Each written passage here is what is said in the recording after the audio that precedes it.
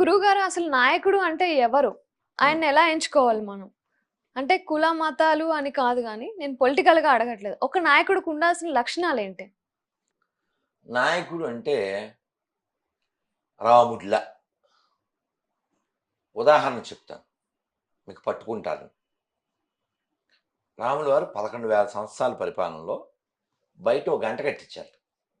ఆ గంట తుప్పిపట్టిపోయింది, ఎవ్వరు వాడలే. ఏంటి ఆ గంట మీద? ధర్మ గంట. కష్టం వస్తే ఎవరినో కొట్టచ్చు. ఎండ్ ఆఫ్ అవతారం. ఇంకా ఆయన వైకుంఠానికి వెళ్ళిపోయే ముందు కొన్నాళ్ళు పరిపాలన ఉందనగా ఓ కుక్క వచ్చి కొట్టిందండి. లక్ష్మణుడు బయటకు వచ్చాడు. వాట్ హ్యాపెన్ అని. దానికి దెబ్బ తగిలింది ఇక్కడ. దానికి ముందు ఫస్ట్ ఎయిడ్ చేయించి ఏమైందన్నారు. నేను అలా వెళ్తున్నాను సార్, నేను పడుకున్నాను సార్ రోడ్డు పక్కన, వాడెవడో నన్ను కాలుతో తన్నాడు సార్, చాలా దెబ్బ తగిలింది నాకు, అందుకని రాముల వారికి నేను కంప్లైంట్ చేయడానికి వచ్చాను అంది. సరే, ఎక్కడ ఏమిటని అడిగారు. మనుషుల్ని పంపించి వాడిని పిలుచుకొచ్చారు.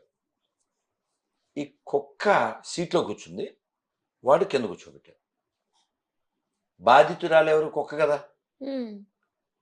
వ్యక్తి వాడు దొంగ ఎవరు? మనిషి కదా. వాడిని కింద కూర్చోబెట్టారు. బాధ పడేవాళ్ళు కదా పైన ఉండాలి, బాధ పెట్టినోడు కిందే ఉండాలి కదా. అది ఈ కాలం అయితే బాధ పెట్టినోడు సీట్లో కూర్చుంటాడు, లేదా సీఎం సీట్లో అయినా ఇంకో సీట్లో అయినా కూర్చుంటాడు. ఓకే, విషయం ఏంటంటే రాములు వారు అడిగారు, ఏమిటి కుక్క, ఏమిటి సంగతులు అంటే, నన్ను తన్నాడు సార్, పడుకుంటే వాడిని శిక్షించండి అంది. అంటే రాములు వారు అన్నారు, సరే శిక్షిద్దాం. ఏం శిక్షిద్దాం? కొరడాలతో కొట్టించనా, లేకపోతే జైల్లో పెట్టించనా, అదే ఏమన్నా చెప్పు నువ్వు అన్నారు. అంటే ఈ కుక్క అంది, అవి ఏమొద్దండి, వాడిని ఏదైనా పెద్ద గుడికి చైర్మన్గా వేయండి అంది. చూసి ఆశ్చర్యం, రాముల వారు కూడా అలా పెట్టారు. ఏమిటి, ఏం మాట్లాడుతున్నావు, నరాలు కట్టయిపోతుంటే అనుకుంటున్నారు రాములు గారు. ఏమిటి అని అడిగారు. అంటే కుక్క చెప్పింది, ఎందుకంటే అది శిక్ష ఎలా అవుతుంది, చైర్మన్ పోస్ట్ అంటేను చక్కగా స్వామివారి సొమ్ముతో తినేసి తిరిగేస్తాడు, పెట్రోల్ అది వాడేసుకుంటాను, అంతకుముందు చూడలేదా టీటీడీలో బోల్డ్ మంది చైర్మన్లు అలా తినేశారు అని రాములు గారు చెప్పారు. ఇది శిక్ష ఎలా అవుతుంది అన్నారు రాములు గారు. అంటే స్వామి మరి మీరు ఏమనుకోవద్దు, నేను కూడా గత చైర్మన్ని, స్వామివారి సొమ్ము తినేశాను, అందువల్ల కుక్క పుట్టాను, మీరు ఆయన చైర్మన్ చేస్తే ఆడ తినకపోతారా, కుక్క పుట్టపోతారా, రోడ్డు పక్కన పడుకోపోతారా, ఎవడో తినపోతారా. ఎంత డ్రీమ్ అంట అసలు, కుక్క డ్రీమ్ బాగుండలే అని బేరబుల్ కదా. సో కాబట్టి ఎవడైతే ఇప్పుడు స్వామివారి సొమ్ము తింటున్నారో వీళ్ళంతా రాబోయే కాలానికి కాబోయే కుక్కలు, ఆల్రెడీ నక్కలు, తెగితే వాళ్ళ బొక్కలు, చూస్తారు సుక్కలు. నాయకుడు అంటే ఇలా, అంటే కుక్కకు కూడా న్యాయం చేసేవాడు నాయకుడు. వచ్చిన వాళ్ళు కుక్కలా చూసేవాడు నాయకుడు కాదు. That is what the conclusion. Even dog has treated like a person in the country, but person in the country treat like a dog. That is the present leaders. అవునా, మనం చూడలే ఎన్ని సందర్భాలు. అందుకని రామరాజ్యం కావాలని చెప్పేది అందుకు.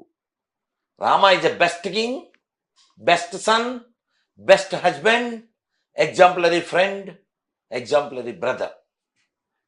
మరి అన్ని చేసిన రాముడు సీతను ఎందుకు అడవిలోకి పంపించాడు అని కొందరు క్వశ్చన్ చేస్తున్నారు. చెప్తాను రా తల్లి. Is not just Sitarama, is not just Janaki Rama, is a Rajarama, is a king.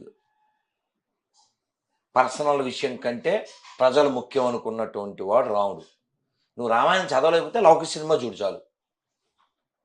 ప్రజలు ఏమనుకుంటున్నారో భద్రక నిర్భయంగా చెప్పు అంటే ఆయన పాపం ఏడుస్తూ చెప్తాడు, వాడు ఇలా అన్నాడు అని. రాములు వారు సీతాదేవి పట్ల బోళ్ళు ప్రేమ ఉన్నప్పటికీ అలా తనను తాను కంట్రోల్ చేసుకుని కడుపుతో ఉన్న సీతాదేవిని వదిలేమన్నాడు.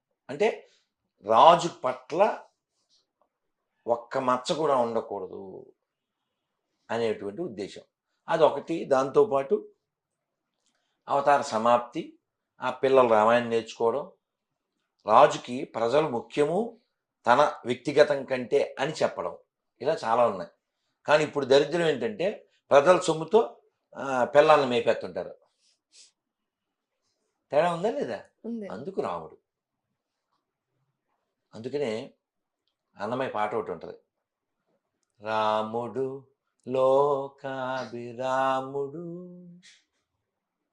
కామిత ఫలములిచ్చు కోదండరాముడు, రాముడు లోకాభిరాముడు. గురుగారు